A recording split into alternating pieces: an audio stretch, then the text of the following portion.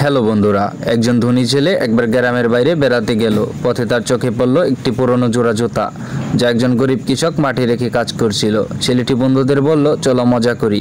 কৃষকের জুতার ভেতর ছোট ছোট পাথর ঢুকিয়ে দিই, দেখো পরে সে কিভাবে লাফাবে। ঠিক তখন এক জ্ঞানী বুড়ো পথ দিয়ে যাচ্ছিলেন। তিনি ছেলেটিকে বললেন, যদি তুমি সত্যিকারের আনন্দ পেতে চাও তবে বরং তার জুতার ভেতর কিছু টাকা রেখে যাও। ছেলেটি কথাটা মেনে নিল। তারা লুকিয়ে রইল দূরে দাঁড়িয়ে। কিছুক্ষণ পর কৃষক মাঠ থেকে ফিরে এলো। জুতা পরে হঠাৎ থেমে গেল। সে জুতার ভেতর টাকা দেখে হতবাক, চোখে জল এসে গেল। আকাশের দিকে তাকিয়ে বলল, হে প্রভু, তুমি আমার ডুবে যাওয়া সংসারকে আবার ভাসিয়ে দিলে। আমার ছেলে অসুস্থ, আমি ওষুধ কেনার টাকাও জোগাড় করতে পারছিলাম না।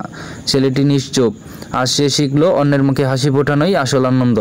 এই গল্পের শিক্ষণীয় দিক হলো, মজা করে অন্যকে কষ্ট দেওয়া সহজ, কিন্তু কাউকে কষ্ট করে তার মুখে হাসি ফোটানো অনেক বেশি মহৎ ও আনন্দদায়ক। তো বন্ধুরা, ভিডিওটি কেমন লাগলো? যদি ভিডিওটি ভালো লেগে থাকে অবশ্যই শেয়ার করে অন্যদের দেখার সুযোগ করে দিবেন। ধন্যবাদ।